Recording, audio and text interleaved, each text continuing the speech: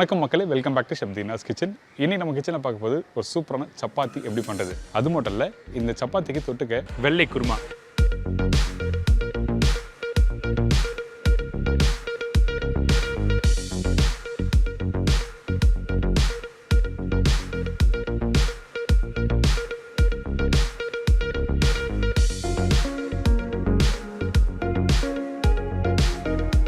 குருமானவே நம்ம மசாலா போட்டு பண்ணுவோம்ல, இன்றைக்கி இந்த மசாலா எதுவுமே போடாமல் ஒரு சிம்பிள் ஸ்டைலில் வெள்ளை குருமா எப்படி ப்ராப்பராக டேஸ்ட்டாக பண்ணுறது. வெங்காயம் வந்து பக்குவமாக கரெக்டாக வதக்கிட்டு அதுக்கப்புறம் இந்த வெஜிடபிள்ஸ்லாம் போட்டு தேங்காய் பேஸ்ட்லாம் போட்டு குக் பண்ணால் ஒரு மைல்டான ஒரு ஸ்வீட்னஸ் வரும். ஸோ அந்த ஸ்வீட்னஸோட எப்படி இந்த வெள்ளை குருமா பண்ணுறோம் சொல்லிட்டு இன்றைக்கி தெளிவாக வீடியோவில் பார்க்கலாம். இப்போ இந்த ரெசிபிக்கு தேவையான பொருட்கள் பார்த்தலாமா? சப்பாத்திக்கு தேவையான பொருட்கள்: கோதுமை மாவு 1 கப்பு, உப்பு தேவையான அளவு, நெய் குக் பண்ணுறதுக்கு தேவையான அளவு. இதாங்க இந்த ப்ரிப்பரேஷன் தேவையான பொருட்கள். சப்பாத்தி ரெடி பண்ணுறதுக்கு ஃபஸ்ட் நம்ம என்ன பண்ணுறோம், மாவு மிக்ஸ் பண்ணுறோம். இந்த மாவில் உப்பு தண்ணி ஊற்றி மிக்ஸ் பண்ணுறோம். இது எப்போ நம்ம வீட்டில் பண்ணுறதாங்க, இதில் தான் பெரிய வித்தியாசம் வரப்போ சொல்லி கேட்பீங்க. ஆனால் அந்த மாவு எப்படி மிக்ஸ் பண்ணுறது தான் ரொம்ப இம்பார்ட்டன்ட். லூஸாக மிக்ஸ் பண்ணணுமா இல்லை கெட்டியாக மிக்ஸ் பண்ணணுமா அப்படி சொல்லிட்டு நிறைய பேர் டவுட் இருக்குல்ல. எப்போவுமே சப்பாத்தி மிக்ஸ் பண்ணும்போது நல்லா டைட்டாக மிக்ஸ் பண்ணணும். அப்போ தான் அந்த மாவு ஊறின பிறகு கொஞ்சம் லூஸ் ஆகும். அதுக்கப்புறம் ரோல் பண்ணி நீங்கள் குக் பண்ணால் சாஃப்டாக இருக்கும். அதனால் தேவையான அளவுக்கு தண்ணி ஊற்றி நல்லா டைட்டாக மிக்ஸ் பண்ணுங்கள்.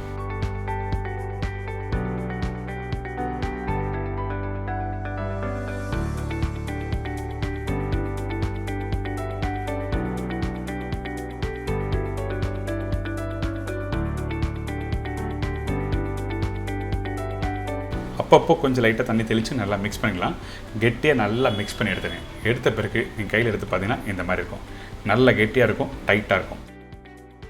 நல்ல கெட்டியாக டைட்டாக இருக்கும். 2 விரல் வச்சு நீங்கள் ப்ரெஸ் பண்ணினா உங்களுக்கு தெரிய வரும் நல்ல மாவு டைட்டாக இருக்கா இல்லையான்னு. அதே டைமில் இந்த மாவு நல்லா ஃபோல்ட் பண்ணுறேங்க. ஃபோல்ட் பண்ணிவிட்டு ஒரு மூடி போட்டு கரெக்டாக ஒரு 20 நிமிஷம் ரெஸ்ட் விடுங்க. அதுக்கு பிறகு நீங்கள் மாவை கையில் எடுத்திங்கன்னா நல்லா சாஃப்டாக இருக்கும். அதே டைமில் கொஞ்சம் லூஸாக இருக்கும். அதாவது ஒரு 10% அளவுக்கு கொஞ்சம் மாவு நல்லா எலசாக இருக்கும். அதுக்கு பிறகு நம்ம என்ன பண்ணுறோம், நல்லா மாலிஷ் பண்ணணும். எப்போவுமே மாவு மிக்ஸ் பண்ணி முடித்த பிறகு கொஞ்சம் ரெஸ்ட் வரணும். அதுக்கப்புறம் மாவை நல்லா மாலிஷ் பண்ணணும். எதுக்காக இப்படி பண்ணுறோம் கேட்டிங்கன்னா, அந்த கோதுமை மாவு உப்பு தண்ணி எந்த அளவுக்கு நல்லா ஊறி மிக்ஸ் ஆகுதோ அப்போ தான் அந்த டோ வந்து நல்லா டெக்ஸ்சரில் வரும். அதுக்கு பிறகு நம்ம என்ன பண்ணுறோன்னா, நம்மளோட விரல் இருக்குல்ல, அந்த விரலை வச்சு பின்பகுதியை கரெக்டாக ஃபோல்ட் பண்ணுங்கள். எதுக்காக இப்படி ஃபோல்ட் பண்ண கேட்டிங்கன்னா, அந்த மாவு நல்லா ரவுண்டாக வரும். அதே டைமில் ஒன்றோட ஒன்று சேர ஆரம்பிக்கும், சாஃப்டாக இருக்கும். ஸோ இப்போ பாருங்கள், நல்லா மிக்ஸ் பண்ணி முடித்த பிறகு உங்களுக்கு காமிக்கிறேன்.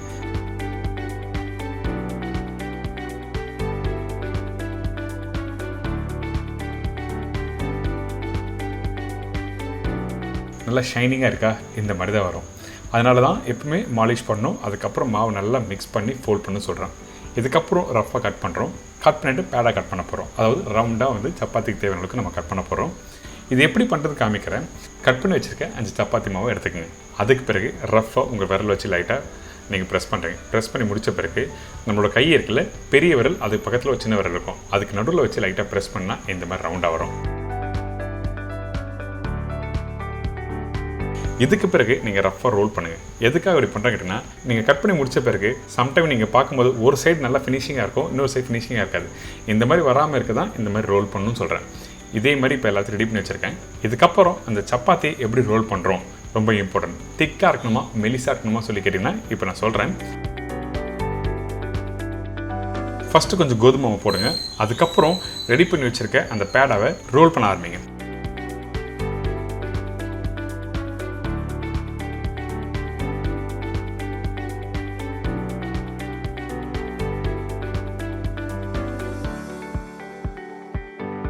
அதுக்கப்புறம் கையில் எடுத்திங்கன்னா மெலிசாக இருக்கணும். எப்போவுமே சப்பாத்தி நீங்கள் குக் பண்ணும்போது திக்காக இருந்தால் என்ன கேட்டிங்கன்னா, தோசைக்கல்லில் போட்டு குக் பண்ணும்போது கண்டிப்பாக ரப்பர் மாதிரி ஆகும். அதே டைமில் ஹார்ட் ஆகும். ஏன் கேட்டிங்கன்னா, அந்த டைம் வந்து குக் பண்ணுறதுக்கு அதிகரிக்கும். அதனால தான் மெலிசாக ரோல் பண்ண சொல்கிறேன். அதுக்கப்புறம் இன்னொரு முக்கியமான அது என்ன கேட்டிங்கன்னா, இந்த தோசைக்கல். இந்த தோசைக்கல்லில் நீங்கள் சப்பாத்தி மாவு போடும்போது என்ன பண்ணுங்கன்னா, கல் நல்லா சூடாகணும். சூடு இல்லாத கல்லை போட்டிங்கன்னா குக் பண்ணுறதுக்கு டைம் திருப்பி அதிகமாகும். அந்த டைமில் உங்களோட சப்பாத்தி ரஃப் ஆகும், ஹார்ட் ஆகும். அதனால் எப்போவுமே கல் சூடாக இருக்கணும். ஃபஸ்ட் ரெடி பண்ணி வச்சுருக்கேன். சப்பாத்தி போட்ட பிறகு கரெக்டாக ஒரு 10 செகண்ட் விடுங்க. அதுக்கப்புறம் திருப்பி போட்டு எடுத்திங்கன்னா இந்த மாதிரி நல்லா பொங்கி புஷ்ஷுன்னு வரும். இந்த மாதிரி வந்தால் சப்பாத்தி சூப்பராக வரும். நீங்கள் இதே வீட்டில் பண்ணும்போது இந்த மாதிரி புஷ்ஷுன்னு வரலன்னா கண்டிப்பாக அந்த சப்பாத்தி ஆகிறதுக்கு வாய்ப்பு இருக்குது. அப்படியும் நல்லா வந்ததுன்னா ஒரு 10 நிமிஷம் கழிச்சு பார்த்தீங்கன்னு வச்சுக்கோங்க, சப்பாத்தி அப்படியே கல் மாதிரி சாப்பிடவே முடியாது, அந்த மாதிரி ப்ராப்ளம் வரும். அதனால தான் எப்போவுமே சப்பாத்தியை தின்னாக ரோல் பண்ணணும். அதுக்கப்புறம் சூடான தோசைக்கல்லை போட்டு குக் பண்ணி எடுத்திங்கன்னா இந்த மாதிரி சாஃப்டாக ரெடி ஆகிடும். ஃபைனலாக உங்களுக்கு பிடிச்ச மாதிரி கொஞ்சம் எண்ணெய் அப்படி இல்லை நெய் பட்டர் எதை வேணால் யூஸ் பண்ணிக்கலாம். இன்றைக்கி ஒரு அருமையான சப்பாத்தி எப்படி ரெடி பண்ணுறது சொல்லி கொடுத்துருக்கேன். அது மட்டும் இல்லை, இதுக்கு தொட்டுக்க குருமா கொடுத்துருக்கேன். கண்டிப்பாக ட்ரை பண்ணுங்கள்.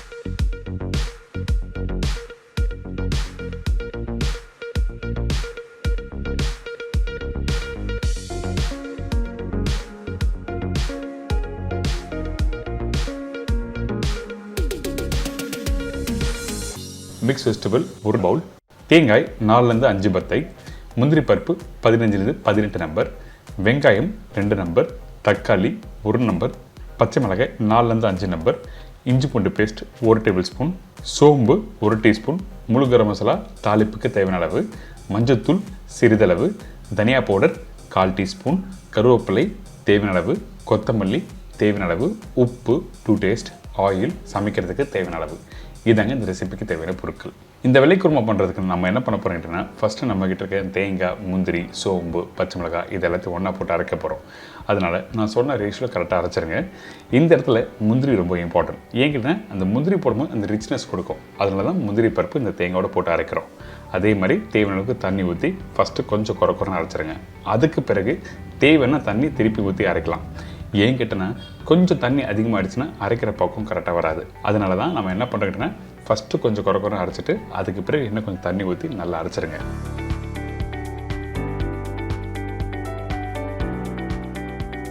அரைக்கிற பக்குவம் என்ன கேட்டிங்கன்னா, கரெக்டாக ஒரு 95% இந்த மாதிரி அரைச்சிருக்கணும். கொஞ்சமாக குறைன்னு இருக்கணும்.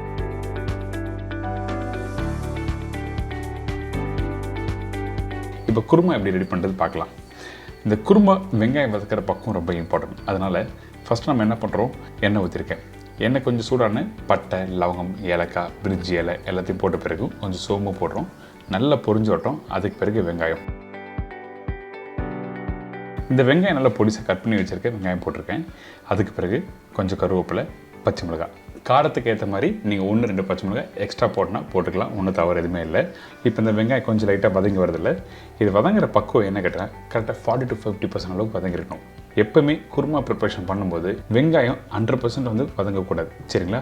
அப்படி வதங்கினா கலர் மாறிடும், பர்டிகுலராக இந்த வெள்ளை குருமாக்கு. அதனால தான் 40-50% அளவுக்கு வதங்கி முடித்த பிறகு இஞ்சி பூண்டு பேஸ்ட் பண்ண சொல்கிறேன்.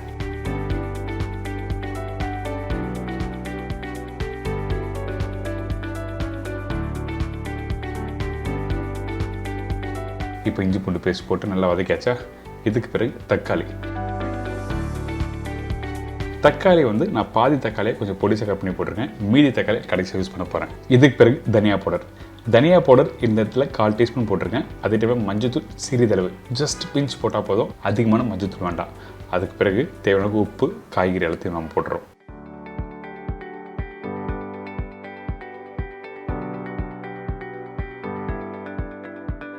இந்த காய்கறிலாம் போட்ட பிறகு நம்ம என்ன பண்ணுறோம், ஏற்கனவே தாளி போட்டிருக்கோம்ல, பட்டை, லவங்கம், வெங்காயம் இதெல்லாம் இதோட நல்லா ஒரு 2 நிமிஷம் நல்லா வதக்குங்க. வதக்கி முடித்த பிறகு தேவையான அளவுக்கு தண்ணி ஊற்றி இந்த காயை நல்லா வேக வைக்கிறோம். வேக வைக்கிற பக்குவம் என்ன கேட்டிங்கன்னா, கரெக்டாக ஒரு 50% அளவுக்கு காய் வந்துருக்கணும். அதுக்கு பிறகு தேங்காய் போடணும். அதனால் ஒரு மூடி போட்டு காய் வேகட்டும்.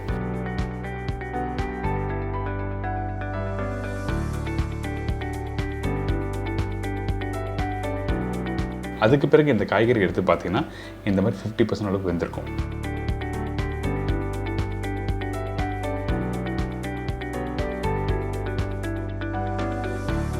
இதுக்கு பிறகு நம்ம என்ன பண்ணுறோம், அரைச்சி வச்சுருக்க அந்த முந்திரி பருப்பு, தேங்காய், பச்சை மிளகாய், சோம்பு பேஸ்ட்டு இது எல்லாத்தையும் ஒன்றா போட்டு நல்லா மிக்ஸ் பண்ணுங்கள்.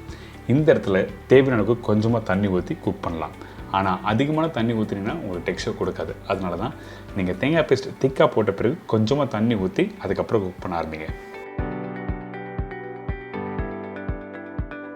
அதே டைமில் இந்த கோகனட் பேஸ்ட் போட்ட பிறகு ரொம்ப நேரம் குக் பண்ணக்கூடாது. அதிகபட்சம் ஒரு 5-10 நிமிஷம், குவான்டிட்டிக்கு ஏற்ற மாதிரி டைம் மாறும், சரிங்களா?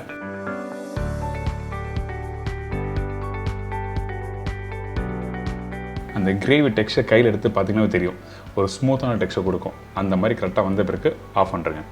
தேங்காய் எதுக்காக திரியாக லைட்டாக இருக்குன்னு சொன்னது பார்த்தீங்களா? இப்போ ப்ரிப்ரேஷன் முடித்த பிறகு கொஞ்சம் அங்கங்கே தெரியும், இந்த மாதிரி வரணும் குருமானாவே. அதனால தான் 95% அளவுக்கு அரைச்சிருக்குன்னு சொன்னேன். இப்போ கடைசியாக நம்ம என்ன பண்ணுறோம், கொஞ்சம் கொத்தமல்லி போட்டிருக்கேன். அதுக்கு பிறகு பெருசாக கட் பண்ணி வச்சுருக்கேன் இந்த தக்காளி. பார்க்குறதுக்கு நல்லாயிருக்கும், அதனால தான் இந்த தக்காளியை இந்த மாதிரி கட் பண்ணி போட்டிருக்கோம். இன்றைக்கி ஒரு அருமையான ஸ்டைலில் இந்த வெள்ளை குருமா எப்படி பண்ணுறது எல்லாம் தெரிஞ்சிருக்கும். கண்டிப்பாக ட்ரை பண்ணி பாருங்கள். பர்டிகுலராக அந்த வெங்காயம் வதங்குற பக்கம் சொல்லியிருக்கேன், வீட்டில் ட்ரை பண்ணுங்கள்.